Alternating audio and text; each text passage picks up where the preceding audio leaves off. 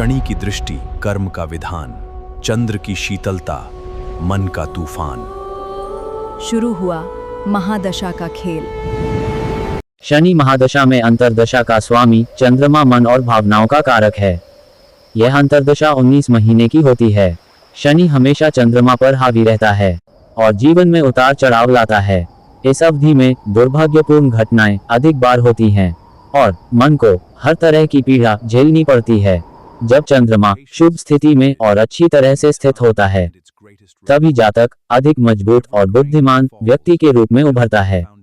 यह अंतर्दशा भावनात्मक व्यवहार में बदलाव लाती है। जातक चीजों को गंभीरता से लेना शुरू कर देता है और भावनात्मक सहारे के लिए दूसरों पर निर्भर रहना बंद कर देता है।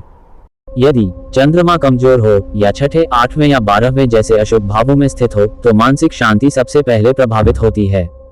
इस चरण के दौरान कई लोग अकेलापन महसूस करते हैं। उन्हें अपने करीबी लोगों द्वारा गलत समझा जाने का एहसास होता है और वे अत्यधिक सोचने की आदत विकसित कर लेते हैं। रिश्तों में उतार चढ़ाव आते रहते हैं और केवल भावनात्मक रूप से परिपक्व लोग ही इन उतार चढ़ावों से उबर पाते हैं। आर्थिक रूप से उतार चढ़ाव आवेगपूर्ण निर्णयों या स्पष्टता की कमी के कारण होते हैं। स्वास्थ्य भी एक संवेदनशील क्षेत्र बन जाता है, विशेषकर मानसिक स्वास्थ्य। जब चंद्रमा पीड़ित हो या शनि या राहु के साथ स्थित हो, तो अवसाद, चिंता, पैनिक अटैक, भावनात्मक रूप से अधिक खाना और नींद संबंधी समस्याएं आम हो जाती है। इस अवधि में व्यक्तिगत जीवन के मुद्दों पर भी ध्यान केंद्रित किया जाता है। पारिवारिक जिम्मेदारियां, वैवाहिक दबाव, पुराने भावनात्मक घाव, अतीत के अनसुलझे मामले सभी फिर से सामने आने लगते हैं। कुछ परिस्थितियां ऐसी भी है जिनमें चंद्र अंतर्दशा लाभकारी परिणाम देती है, जैसे जब चंद्रमा उच्च का हो, जब जातक का जन्म पूर्णिमा के दिन होता है, जब चंद्रमा वृषभ, कर्क, कन्या, तुला और मीन जैसी शुभ राशियों में स्थित हो, जब चंद्रमा प्रथम, पंचम या 9वें भाव के स्वामियों से प्रभावित होता है। चंद्र अंतर्दशा के लाभकारी परिणाम भी होते हैं, जैसे शनि की महादशा में चंद्रमा की अंतर्दशा जातकों को अत्यधिक केंद्रित बनाती है और उन्हें अपने लक्ष्यों के बारे में कोई संदेह नहीं होता है। यह अवधि उन्हें स्पष्टता प्रदान कर सकती है जो लक्ष्यों तक पहुंचने के लिए आवश्यक है। जातक मेहनती बनते हैं और अपने काम में 100% देते हैं। चंद्रमा की शुभ अंतर्दशा में जातक बड़े व्यवसाय स्थापित कर सकते हैं और महत्वपूर्ण उपलब्धियां हासिल कर सकते हैं। उन्हें मान सम्मान और प्रसिद्धि भी प्राप्त होती है और वे शक्तिशाली और सक्षम लोगों के साथ संबंध बनाते हैं। आर्थिक रूप से उनकी काफी वृद्धि होती है। उनमें भावनात्मक बुद्धिमत्ता का भी विकास होता है। प्रतिक्रिया देने के बजाय वे अवलोकन करना शुरू कर देते हैं।